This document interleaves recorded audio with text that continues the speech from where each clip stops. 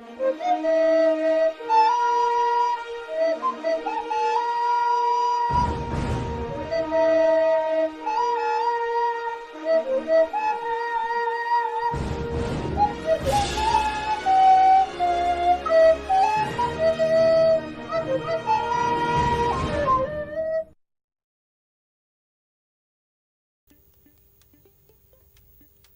going to show you my very simple solar charging system.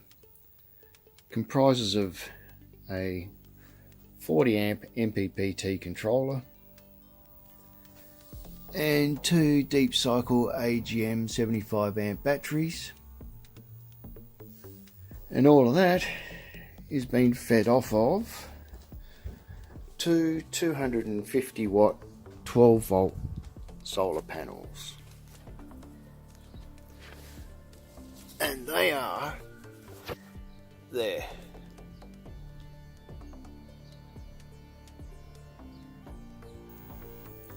So what is two 250 watt panels and a 40 amp charge controller doing at the moment? It's powering up a 3000 watt inverter, which is going all the way out to the back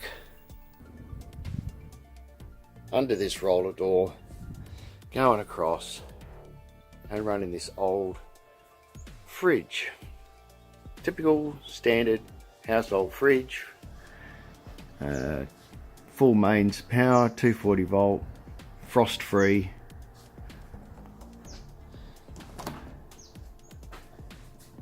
There you go.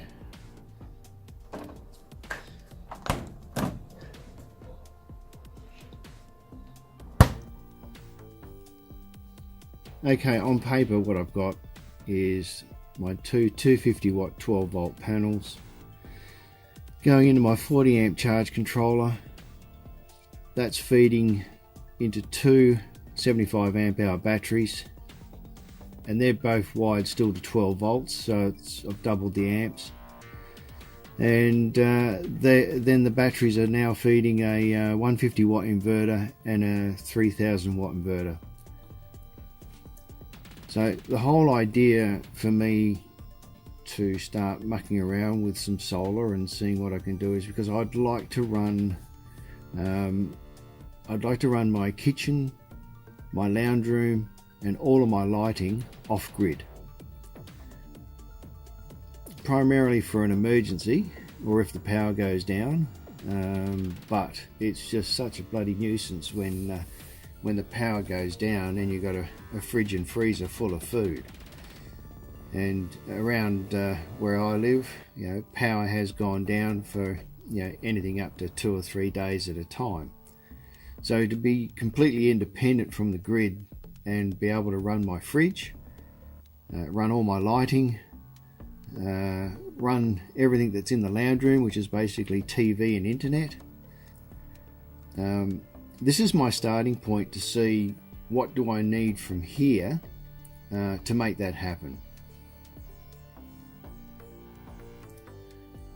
And currently, what is certainly making the fridge happen is the amount of sun I'm getting today and how the system's actually running.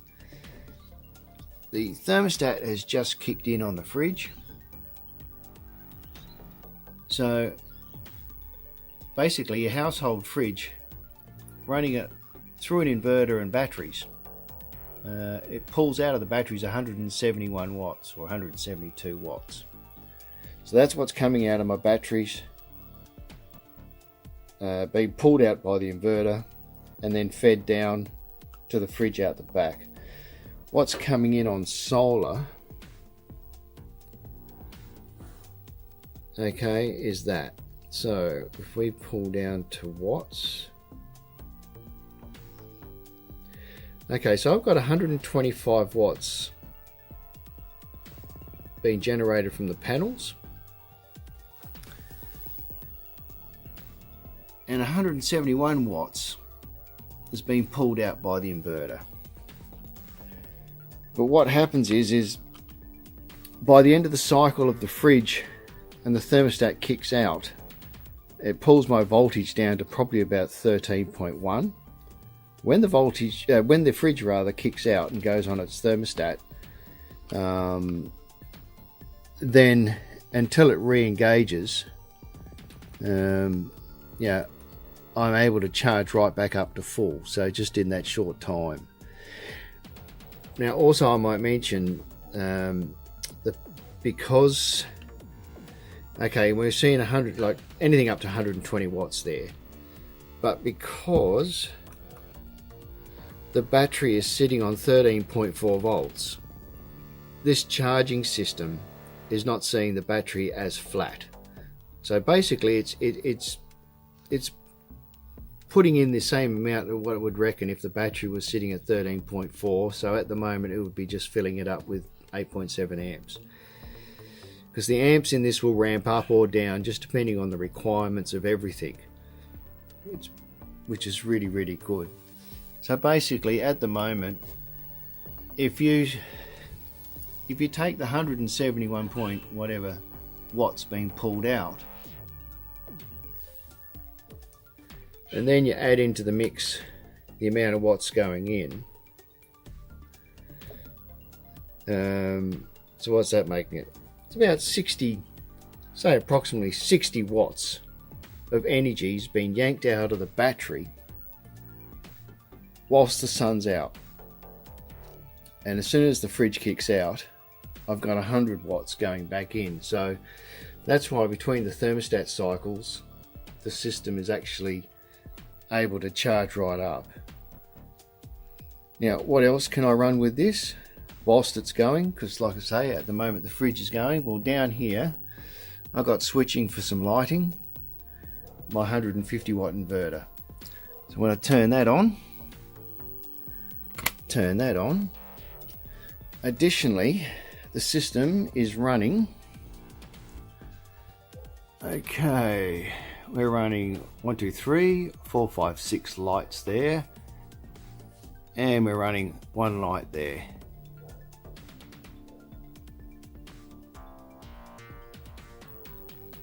So between the fridge and running 7 lights, we're pulling out 225 odd watts, 17 amps.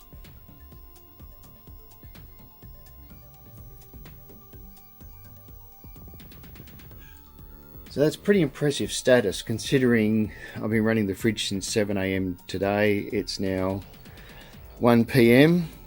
It is a nice clear sunny day. So, you know, this humble little setup to run the fridge in daylight hours is not a problem. I don't have enough battery storage to run the fridge overnight. 150 amps in total is just not enough.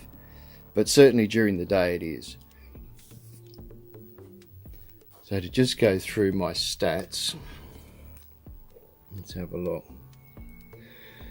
Alright, so that's what, so we got 35 on the panel, bringing in 2.2 amps, which is converting that to 5 point whatever. But that's only, the MPP charge controller is only giving you that amount because it sees how high the battery actually is. Because the battery's sitting on 13 volts, which is basically full. So again, you know, that's really impressive. So that's just, so what you can do with, you know, a humble system, well, there you go. You know, you can comfortably run a fridge. You can comfortably run up to, you know, 7, 8, 10 lights. And certainly during daylight hours, the whole system's cruising. So for this system, for me to reach its full goal, to be able to run a household fridge 24/7, run my lighting 24/7, or lounge room as well, kitchen and lounge room basically, what I'm going to need is to make this a bigger setup. This charge controller I've got, I can put up to another 3 panels on that, and that'll max it out. So 5 panels would be its absolute maximum. And it just depends on whether you want to wire them in 24 volt series or 12 volt to get the maximum amount of panels in. Yeah, I'll have to work that out. But I calculate out that 40 amp controller at least with another 2 more panels, will give me enough charging force coming in during a day to charge back what I'm going to use. My overnight storage for my batteries to run what I want to run is not quite enough. So what I'm going to do is go to around about, I don't know, 600 amp hours and see how that goes. But I think 600 amp hours in total storage rather than 150 is going to do my job. Is going to feed a light inverter, and it's going to feed my fridge and kitchen and all the rest of it.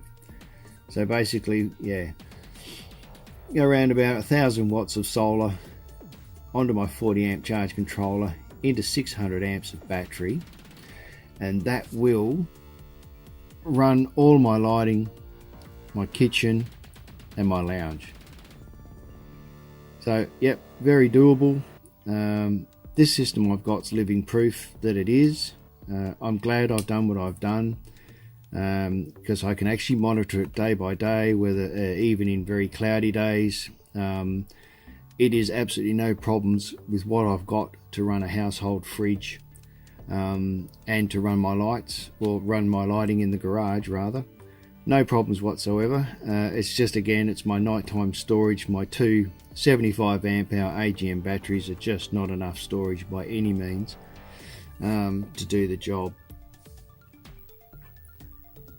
But as you can see, in daylight hours, absolutely not a problem. Not a problem at all. Battery's very happy, sitting on 13 volts, 170 watts getting yanked out. Currently getting 9 amps coming in. So in terms of wattage, and I also plan to do a bit of a review on all this equipment that I've got, which everybody can get online. I'm having absolutely no problems with it. I'm not going to get too involved in talking about that just yet, but the equipment's actually quite good. I've thrashed it out, really tried it out, seen how it works. So yeah, at the moment, yeah, 123, 4 odd watts coming in, 170 going out. When the fridge kicks out, my voltage will jump back up to around 14 volts. So very easy, very simple way of being able to run zones of my house off grid. With what I've done here, I know exactly what I need to do to make that possible, which is not a lot. The other thing I'm going to do to add to it is I'm going to get a 1000 watt wind generator and loop that into this system as well. That way 24/7, you know, I get the opportunity as soon as the wind blows to help assist the solar, and at night time a wind generator on a windy, cold, rainy night will help claw back whatever I'm pulling out, especially a 1000 watt one will. I also want to mention at this point in time that the way this is all laid out at the moment is just basically so that I can plug and play and adjust and move around all sorts of combinations in the future to make sure I've got enough storage, or I've got enough solar, or I've got enough wind. So once this is all completed, it'll actually end up being in a low-lying, probably hip height 2-door metal cabinet. I'll be able to comfortably store 600, 800 odd amps worth of storage in that, plus all this equipment, and then hook it up to a couple of crossover switches from my mains box. The lights I'm running on the system are these chaps. So they only pull 9 watts each, and by the time I get it through the inverter and everything else, in reality they actually pull about 12 watts each. But again, what I've got is more than ample for that. If I was to completely discount running the fridge, if I wanted to run off-grid house lighting 24/7, 360 days a year, 365 days a year, what I've got will do this job. No problems. So basically 500 watts of solar, 150 amps of battery. Change the bulbs around your house to these sort of things, and this system would absolutely cruise on running lighting. Only part where it falls down currently is in the fact that my storage is too small to run big items like the fridge. Certainly got enough power with the solar to run the fridge during the day, but I haven't got enough storage to run the fridge through the hours of the night. But that's easy. I know exactly what I need to do. I have the results right in my face. I thought it would be handy for you to get an idea of what a basic system can or can't do, and what you want to do with the system. So there you go. Well, next up I'll give a bit of a review on my inverters, go into depth, and I want to give a bit of an in-depth chat and review on this solar charging system. It's quite good. There's not much on the internet about what really is everything in the menus and how it all works, so we'll talk about that. But there you go, that's my status. Okay, the thermostat on the fridge is just kicked out, so we're back down to idling, and you can see my voltage will slowly start to creep up.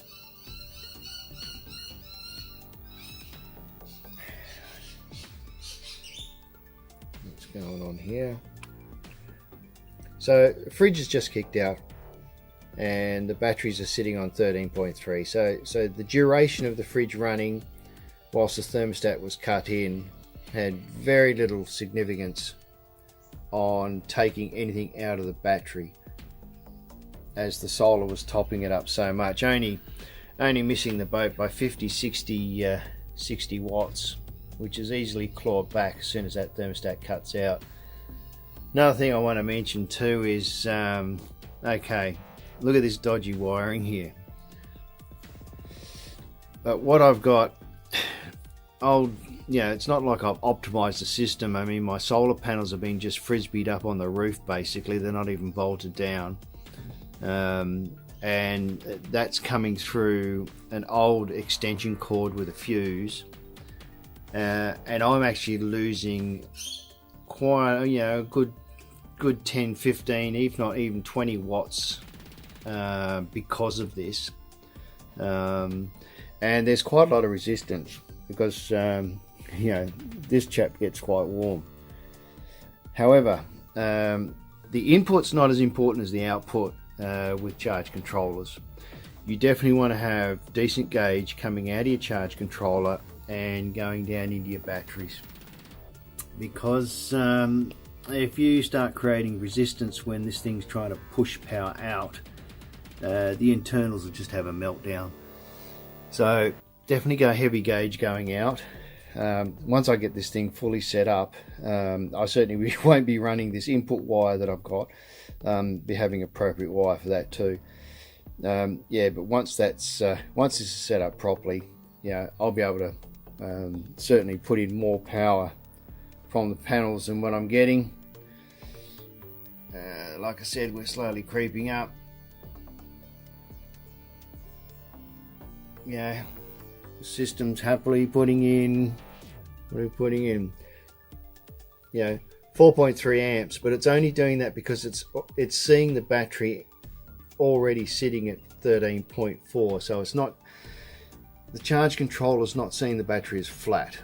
It's actually seeing the battery as full, given that a completely charged battery is around about 13.1 volts. So that's why, even though I've got high voltage showing coming in on the panels, it's only converting it to 3.3 amps because of the fact that the charge controller is seeing the batteries as quite full. And I've seen that ramp right up to around about 18 amps without a problem just on those two panels, which is really impressive. And again, the status of the inverter remote is showing full. My inverter, she's showing 3.3 amps, volts rather, 13.3 volts rather, 244 coming out, which is good. I like it when it shows a little bit over, because extension cords, or even if you use one of these and plug it up through a crossover switch going right through the whole house, I mean, you got the length of wire, but because it's 240 volt, your voltage drop is minimal. So even if I've got a 20-foot long extension cord plugged into this, I might lose 2 volts. But the good thing about this inverter is that it does punch out slightly more voltage, so that by the time you've got to the end of your extension cord, you're actually sitting at the correct voltage. And I've measured that, and it seems to do a bloody good job of it. So yeah, basically there you have it.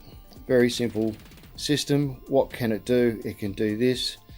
How well does it do it? It does it extremely well. Can I expand on this to run 3 zones in my house, which is zone 1 all the lighting, zone 2 the complete kitchen, and zone 3 the complete lounge room? Yes, I just need a little bit more solar for charge-in power, and I need a lot more storage. So if this gives you a rough idea of what you might need or want, or even just how this stuff actually works, hopefully it's been helpful.